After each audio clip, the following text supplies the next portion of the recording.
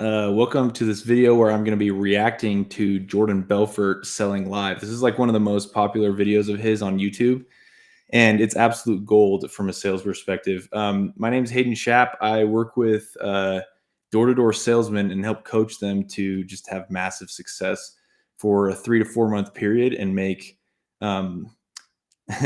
upwards of as much as an entry-level bench sitter NFL salary contract in 4 months or 3 or 4 months, and it's a lot of fun. Yeah, I help a lot of different people from a lot of walks of life get good at sales and then translate that into becoming the best version of themselves because of the stuff that they learn. But I'm going to be reacting to Jordan Belfort selling live here.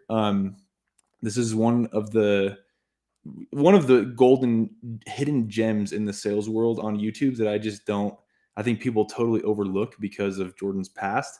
I'm a personal friend of Jordan's. I love the guy to death. I've worked very closely with him. I know one of his sons. I know a lot of members of his team. Talk with him regularly. Really good guy. But as I'm looking through this video, and I used to use this video for like sales coaching, and by getting to know Jordan and understanding some of the backstory of what's happening in this video that I'm about to show you guys, it's like absolutely, it's just complete gold. And everyone in the comments section of this video has a couple million views, just totally overlooking like why it's so good. So I want to dissect that today and show you why Jordan Belfort is the best salesman that I've ever seen on the interwebs on YouTube, and of having the chance to have worked with him closely. It's been pretty cool and eye-opening to get like some behind the scenes stuff with what he's actually doing here. So this is the video. It's called Jordan Belfort Selling Live. I'm going to go through the key points here. I'm going to do 2 videos of this because this is long, so I don't want this personal video that I'm doing to be super long. But I'm going to get into like what some of these key points that he's doing that people just don't recognize. I mean, I'm looking through these comments here and I'm like, you guys just don't even understand what's going on. There's a lot of funny ones too about he plays a good Leonardo DiCaprio and like funny stuff like that. But it's just completely underrated what he's doing here. It's absolutely gold. So to give you some context though, what's really cool about this is that before we really dive into this, okay, what's really cool about this video is, so you see the woman in the back here. She's kind of sitting in the back right of Jordan's screen.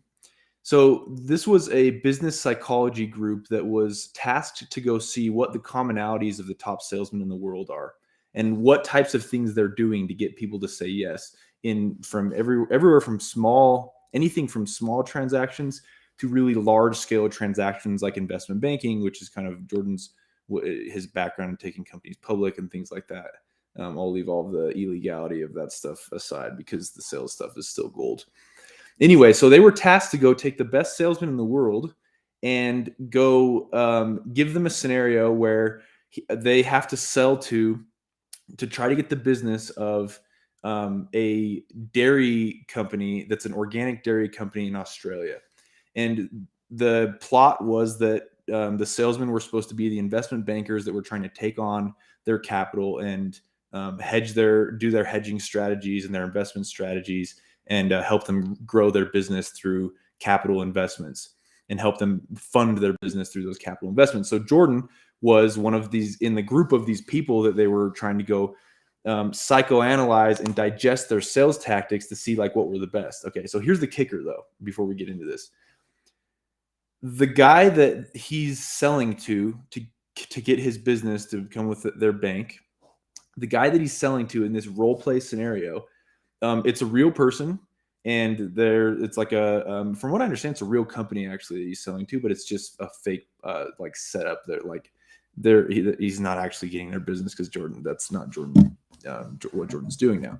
But the guy that he's selling to, his only job was to never say yes. So the sales psychology group was like, hey, listen, you can do whatever you want. You can be however you want. You can give objections that are as difficult as you'd like. But your only job, the only thing we care about is that you cannot say yes. You cannot say yes to any of the salesmen that come in. So Jordan comes in and he sits down. If you see, check this out. So if you look how like he's got this notepad, right? in this notepad right I here. usually work because I kind of want to know about you, your company, what kind of challenges you're facing right now, what's right in your business, what's wrong in your business, and based He's on got that, this what we do notepad here. right on his desk, right? So this notepad is he spent like a couple hours preparing before they came in. So they welcomed Jordan to the you know, the place where they were doing the sale, and they said, hey, this is the scenario, because they didn't tell him beforehand. They were like, this is the scenario. We want to get, you know, we're going to watch you try to sell this guy to get his business. And he's like, well, can I have some time to prepare? And they're like, you're the first one that's asked that. But yeah, I'm sure you can have 20 minutes. So they give him 20 minutes. They come back in, and he's like, and Jordan has told me this, and I've also seen it on some of his training, but he talked to me about this in depth, like what was going on here. So they come back in. They're like, hey, are you ready, Jordan? And he goes, no, I need more time. So he's preparing, right? He's writing down notes, his strategy. He's actually scripting out what he's going to do. They're like, okay, we'll give you another 20 minutes. They go back. So this happens 3 or 4 times. And then finally, like an hour later, he's like, okay, I'm ready, or an hour or so later. So then they come in, and now he's operating off of the script. And the first lesson here is strategic preparation, right? So like he actually took time to prepare the script. And the other people that they were psychoanalyzing from their sales perspective, none of the other people that they paid to be a part of this study, and they paid them $100,000 to be a part of this study. It was a very big study. So some of them up to $100,000, others were a lot less. But the budget to get these people to do this study was huge. It was a couple $1 million. And of all the people that were there doing this study, doing this sales research study, that were the actual salesmen, none of them spent time preparing. And so it took the team off guard. But it was funny because as he tells the story, he's like, yeah, this is the first step in winning in a sale, is strategic preparation.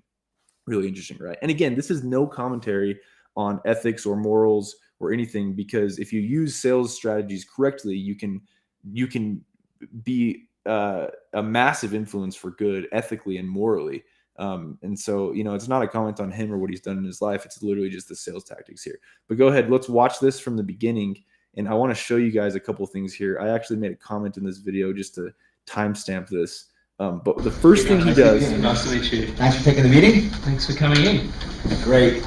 So this is called the Cooperator's handshake. So he shakes his hand, and he just mimics back what this guy does to him as he shakes his hand. It's not too firm, not too soft, just mimics it. It's called the Cooperator's handshake.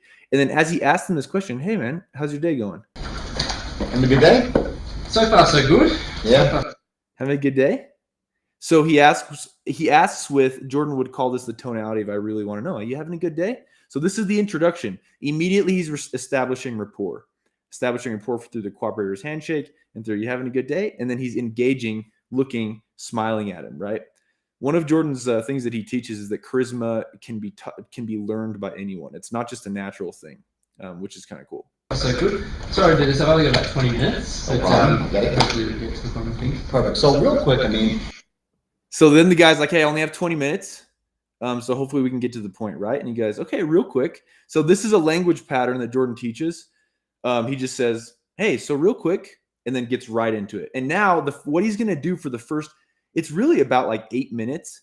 And we're not going to watch the entire thing, but for the first about 8 minutes, he's doing what's called intelligence gathering.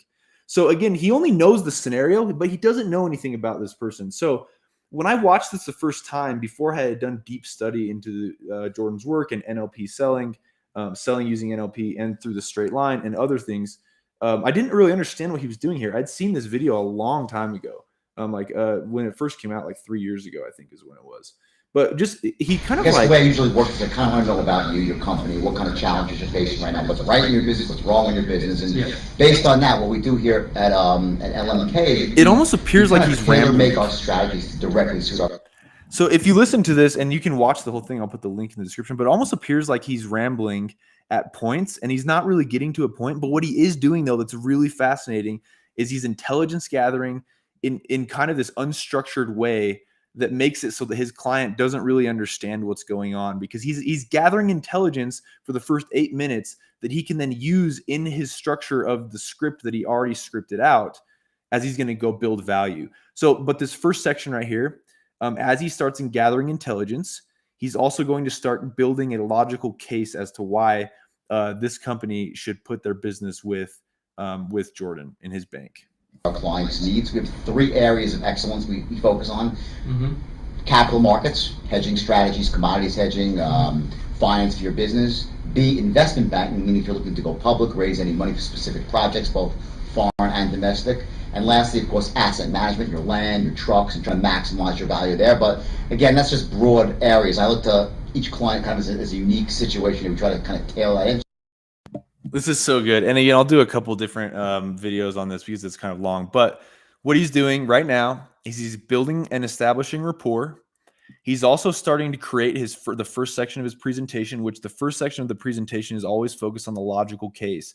So as he gathers intelligence, and he's going to gather even more intelligence here in a second, but as he does that, he's prefacing it with like, these are the broad strokes benefits, features of and benefits of what I'm doing. And he would even say, Jordan himself would even say, like, you don't want to box yourself into just saying features and benefits. It's more of like this is the value that we provide from a logical perspective. And these are the broad strokes ways we provide that value.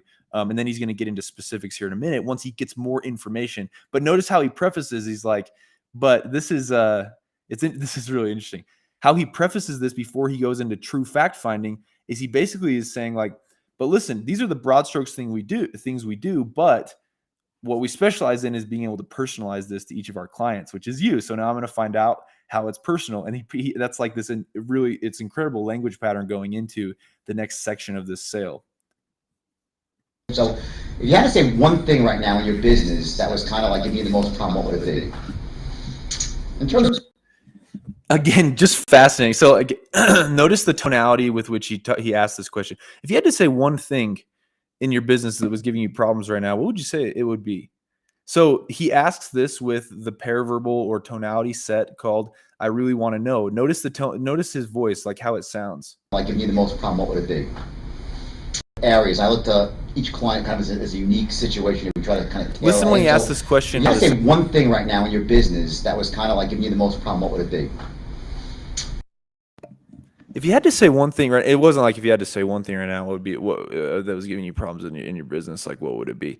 No, it's like if you had to say one thing that was giving you problems in your business right now. No, I really want to know. So it's like this tonality of I really want to know. I actually really care. Like, what is the one thing in your business right now that's giving you problems what would it be? And it's not ingenuine whatsoever. In fact, it's the most genuine because that tonality is basically the unspoken message of that tonality is saying, I care. I want to know. I actually care about the way you're going to respond. And that's a subtle way to be building rapport that like infiltrates their psyche as you're talking to them. And as he's talking to this guy, where like he doesn't realize what he's doing there with that unspoken message of like, I really want to know. But and I'm dwelling on something that's so small, but like it's actually super important. So like I teach guys to knock doors, right? And the first thing I teach them is when you knock the door, then you want to say, hey, how you doing today? Instead of, hey man, what's up? How you doing today? Hey man, how are you today? Like you want it to be sincere. Hey man, how's it going today? Hey, how are you today? Good. So that's like what he's doing when he asks these questions. And so also you'll notice as he asks questions here, he's always prefacing it with asking permission to ask questions. So a way to make it so that this conversation is seamless as he's doing fact finding is, yes, he's gathering intelligence, but watch how he asks permission to ask questions. I'm not going to go on to what this guy I'm not going to go on to what this guy responds, but just watch how he asks permission to ask these questions, because you could interrupt someone in the middle of their day, and if you ask permission to ask them a question, then they'll listen to you. Hey, can I ask you a question real fast? So the thing I've been wondering is, or can I ask you a question real quick? The reason why I'm stopping by is because, and then you can just go into whatever you want, but like that asking permission makes it so that people will respond to you genuinely. Watch how he does this here. More research on the industry, and one of the things that stuck out is that, in fact, there's still a massive growth potential for you here domestically in Australia, right? You're really scratching the surface domestically. You have a good market share, but obviously the market's growing here pretty much 15-16% a year. There's still so you also kind of building the current market share as well. Absolutely. We've certainly got strong customer relationships here in Australia, and I think there's a lot of opportunities for growth here. Right. I think we've got a unique opportunity in China because of our... More research on the industry, and one of the things... And have you investigated opening up anything at all in China right now? Or just really... Whether we go down that path or whether we can continue... As he asked this question right here. I believe we do need to set up some facilities in China, but Yeah, that requires capital. You have nothing there right now at all? No. Okay. And have you investigated opening up anything at all in China right now, or just really in the early stages of it? Oh, no, look, it's been something I've been meaning to talk to my banker about. We've kind of discussed around the edges before, but we haven't really talked about it in depth. Right. Let me ask you a question. I was doing some more research on the industry. Right there. Let me ask you a question. I was doing some more research on.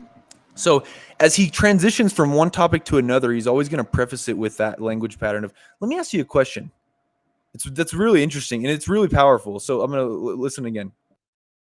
We talked about it in depth. Right. Let me ask you a question. I was doing some more research on the industry, and one of the things that stuck out is that, in fact, there's still a massive growth potential for you here domestically in Australia, right? I mean, you're really scratching the surface domestically.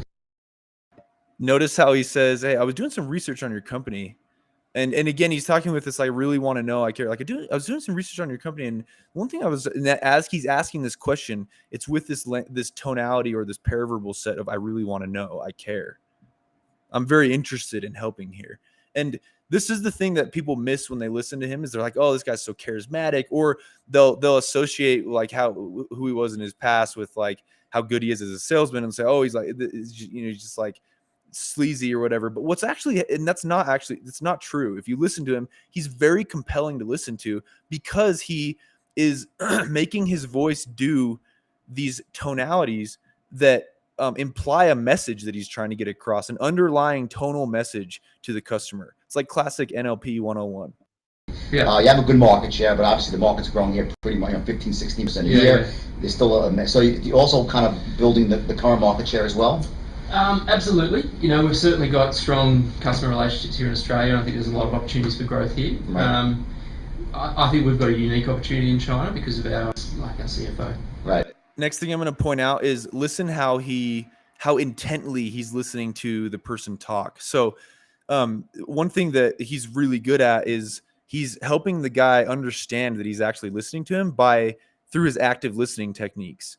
So he'll just like, right, yep, that makes sense. Yep, I get it, totally get it. He says that a lot, like in normal conversation with Jordan. This is one thing he says so much. Yeah, totally get it. Awesome. Yeah, I get it. So, but listen to this, how he's doing this active listening and how he responds to him, or excuse me, while the customer is talking, while the potential client is talking, he's helping him feel like, no, I'm actually listening to every word that you're saying. Right. So now you're basically fully integrated in the sense that your own farms, right? You're actually growing this stuff, processing it, and then shipping. Like our CFO. Right. So now you're basically fully integrated in the sense that your own farms, right? You're actually growing this. And he does this the entire time, and then he'll ask clarifying questions. So wait, so just so that I understand. So basically, you're fully integrated, so that you guys you own the process from the farms at least, and he'll do this throughout the entire time. Again, I'm not going to bore you with with like the details of what this guy says, but like the sales tactics to me are fascinating because they can be applied to literally anything. Okay, so the next thing that we're going to look at here is here. Let me see real quick. Is like we're going to talk about just I'm going to dissect a little bit more of one thing that he does really well, because of what I want before this video is done. I want to get to one of his closes it's super powerful, really seamless, but like very it's just so good. It's so good. Okay, he always asks permission to ask questions, does that the entire time. Let me ask you a question. He kind of does this again. Watch, I'll show you when he asks permission to ask questions again, just to drive home this point. Again, like this is so powerful. You can do this when you're talking in normal conversation, but especially in a sales interaction. If you can say, well, let me just ask you a question, gives you permission to talk and like intently. Right. Let me ask you a question. Have you guys considered actually trying to partner up with someone that's purchase an existing small producer for organics in China and kind of then use your technology? This way you need to have sort of a stable foothold already there. And then so that's really interesting that he does that. And if you watch this video, the guy's going to shut him down and say like, no, we're not really interested in partnering with other companies. But because Jordan is in fact-finding mode, he's in intelligence gathering mode. All he's trying to do is find out like, okay, now how do I go make my how do I go hone in my presentation and my value to this customer based off of what the customer wants, right? And that's actually why he's asking this. If you guys ever considered, and he's kind of just really gathering intelligence, but every time he asks he asks a question as he's gathering intelligence, because right now the guy seems like he feels like he's in control, but the truth is like, who's really in control here, right? Who's actually in control of this conversation? It's JB. It's Jordan Belfort. Jordan Belfort is in control, but what he does masterfully is he gives the customer the illusion of control. Now, this isn't an unethical thing. What he's doing is he's saying like, hey, I need certain information in order to serve you as the salesman here. And so in order for me to get that information, I need you to feel like you are in control of this conversation and therefore give me all of the facts instead of holding them back. And then with those facts, I can go then tailor my message to you because I already know that the value I'm going to provide is above everyone else. Like that's the basic idea of this being a moral and ethical sell, even though he's giving him the illusion of control. And then grow their business versus trying to start from scratch at all? Look, I've certainly played with the idea. Very cautious about it, just because we're. Now we're going to kind of go to this next one here that I want to get to. I really want to get to this close. The close is where this gets just so good. So he keeps gathering information, right? Gathering intelligence. He always does these. This is a good one that I want to point out. He always does these what's called stopping off points. So he's always going to end anytime he asks a question, gets information, and then makes a point himself. So anytime Jordan makes a point, he's going to say, does that make sense to you? Now, some people in the like NLP, neuro-linguistic programming, or like in the sales world, they call these trial closes. But he's not just trying to get a weird random yes from the customer where it's like, hey, the sky's blue, right? And the customer's like, yes. And then he's like, hey, this TV behind me, it's black, right? And then the customer's like, yes. And he's like, okay, buy for me. Will you buy for me now? And then like magically they'll say yes because you've been getting them to say yes the entire time. It's not what's happening at all. Trial closes and these stopping off points where he's like, does that make sense? What he's doing is he is making it so that all of the points that need to line up for this guy to say yes to him at the end of the sale to close the deal, all of those points need to make logical sense. And so every time he's making a logical point, he's going to do a trial close where he says, does that make sense? And he's going to check in with the customer asking, does that make sense? Do you see what I'm saying here? Like, you following me? Now, that's a great way because the customer at the end of the sale, they will feel stupid if they've said yes to all the logical points the entire time. And then if they say no to you asking for the sale. So that's what he's doing is he's trying to line up all of those, he calls them the 3 10s. So like trust and airtight logical case for the product, right? For the service that he's going to provide this customer, this client, airtight logical case for the fact that like he's the guy, Jordan Belfort, the salesman, is the guy that should be trusted, and an airtight logical case for the fact that the company is going to be trusted with their money. And then we move on to the emotional case later, but like that is what he's doing as he does these stopping off points. Do you see what I'm saying? Does that make sense? So check this out where he does it right here. Stopping off points, where to go? Yeah, it does. I mean, what do you think would be some of the cultural barriers? Market, who know the people, who know the kind of the social demeanor there, to make sure that the message that has been so successful here in Australia gets out in China. Does that make sense to you? Yeah, it does. I mean, what do you think would be some of the cultural barriers? So that's fascinating because he makes a point. Now he's kind of beyond presentation, or he's beyond intelligence gathering phase, and he's into presentation where he's making these specific strategic points that are going to help the customer in his mind line up. They're like, oh, logically this makes sense to do this. So what does he say? Does that make sense? Right? So he builds that airtight logical case. He's already built rapport. He's already done active listening. He's already gathered intelligence. He's building this airtight logical case. And then now, as he says, do you see what I'm saying? Does that make sense? He's getting the agreement from the customer. And look what the customer does. Turns around and asks him a question back, right? So he's like, okay, so let me clarify this. So now Jordan, you can see him always chomping at the bit because he knows that this is a buying question of sorts. This is a scenario in which he's just chopping away at the tree slowly but surely, but he knows exactly how he's going to make this thing fall. So watch. We're going to listen to this just one more time. Market, who know the people, who know the kind of the social demeanor there, to make sure that the message that has been so successful here in Australia gets out in China. Does that make sense to you? Yeah, it does. I mean, what do you think would be some of the cultural barriers for a business like mine moving into China? I think that number one, it used to be like the China. Really fascinating. And as so look at him sit up, watch his body language. And this is a lot focused on like just the structure of the script and the paraverbals or of the tonalities. But like, watch his body language as he asks this question. He's like the Wolf of Wall Street. Right? He's the wolf going in for the kill, because he's like, now we've got some interest. So that's exactly what he's showing with his body language. He's like, hey, friend, now you're coming over to my team, or at least you're almost there. All right, I'm going to show you that, like, I'm going to engage back. It's really, really interesting. So watch this again as the guy asks the question and as he moves in with his body language. You want to control every last ounce of the supply chain. You need to have local Chinese people there who know the market, who know the people, who know the kind of the social demeanor there to make sure that the message that has been so successful here in Australia gets out in China. Does that make sense to you? Yeah, it does. I mean, what do you think would be some of the cultural barriers for a business like mine moving into China? I think that number one, it used to be like that China had this whole big, like, sage so white good. man. We want So to know what it's like I'm sitting up at attention now, because like now we're gonna get to the real good stuff. Okay, so what I want to this is so good. If you go down to some of this buy merch from Jordan, Wolf's Den, baby. If you go down to, I really want to get to at least one close before we finish this video, and I might do like 3 videos out of this, like part 1, 2, 3, because every loop he goes through just gets better and better. It's freaking incredible. Okay, so let's see. Stopping off points, does that make sense? And then, okay, now we're going to get to the close, guys. This is where it gets freaking good, okay?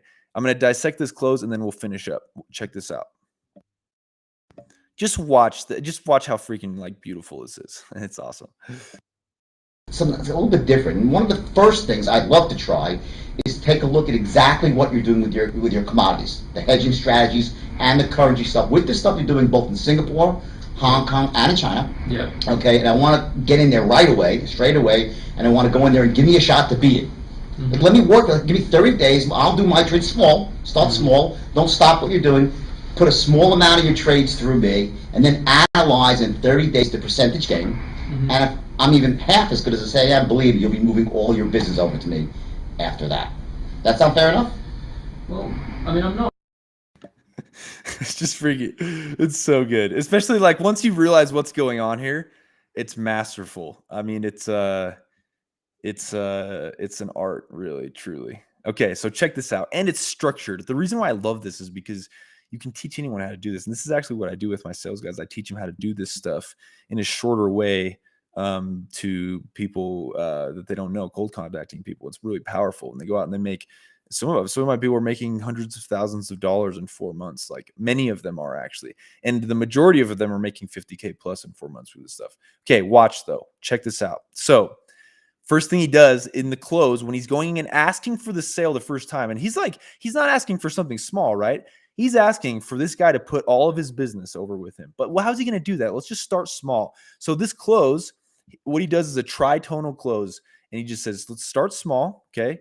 All I'm asking is you start small, and if the results, so start small. Let me show you some of our hedging strategies, how we're gonna invest your money, and you analyze based on that small amount of money that you go with me. You analyze that and the percentage gain over 30 days. That's it. All I'm asking is for 30 days, nothing crazy. So what is he doing? He's making he's energy and benefits out, right? Anytime you get someone to make a buying decision, it's energy and benefits out. So he's saying, don't expend much energy to me, and I'll give you benefits, right? Anytime you ask a customer to expend a lot of energy, but they don't get a massive amount of more benefits out of it in proportion to the energy they have to spend, whether that energy is money, time, effort, whatever, then you're never going to get the sale. But what he does is start small, okay? So just give me a little bit. Just let me start small. Let me show you what I can do.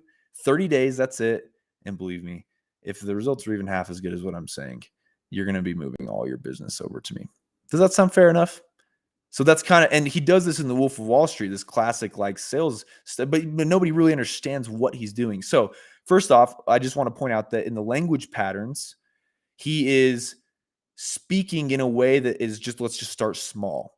But listen to his voice though. This is where like it gets really good. Just listen to his voice as he's saying this, okay?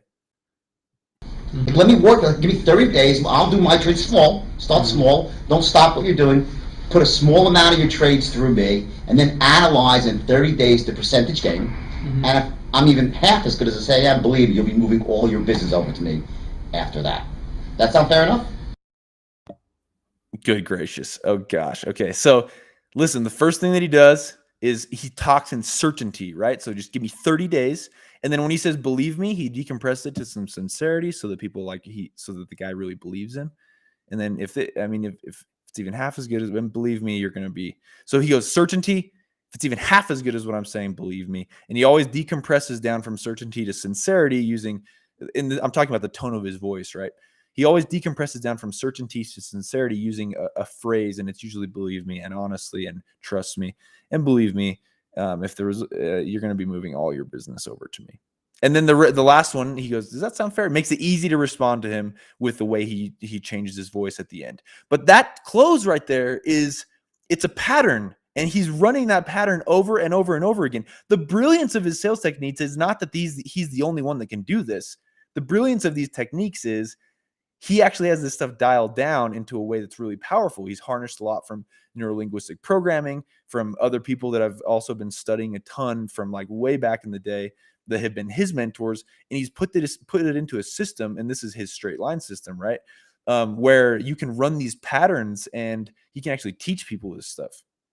And I was one of those students, and I had the privilege of learning from him in person as well. So it kind of really, really interesting. I'll let you guys watch it one more time.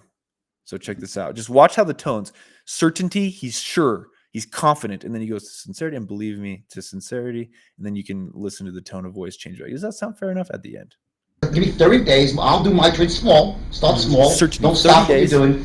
Put a small amount of your trades through me, and then analyze in 30 days the percentage gain. Mm-hmm. And if I'm even half as good as I say, I believe you'll be moving all your business over to me after that. That sound fair enough? Well, I mean, I'm not particularly worried about where we're at in that. Okay, and then next time on the next one, I'm going to go over what happens after that, and what the guy says to him, what his response was, how Jordan handles that response, and you can go watch the video if you want, but like I'm going to actually show you, dissect what is actually going on here as a student of Jordan's, as a student of the greatest salesmen that live on this planet Earth right now, in my opinion, and as someone who's actually seen this work for myself in my own system, taking into account all of Jordan's stuff. It is absolute gold. It's brilliant. So on the next one, you guys are going to have to watch that because it's freaking money. Okay. If you like this stuff, subscribe to my channel. I got more coming out later. I am going to be analyzing a lot of salesmen like this. And I'm also going to be analyzing the stuff that works for people in their everyday life, the principle-centered living that makes it so that you can go use these tactics of persuasion and go actually live a good life, where when you go make all the money from using this stuff, because it's so easy to do once you get it, then you'll actually be happy because you're living a good life based on principles that are unchanging, right? So if you like that stuff, subscribe, click the like button, comment any comments that you have, and I look forward to seeing you guys in the next one, part 2, where we go from his response into how he handles the objection, and then we'll see if he can get this guy to close. All right, have a good one, guys.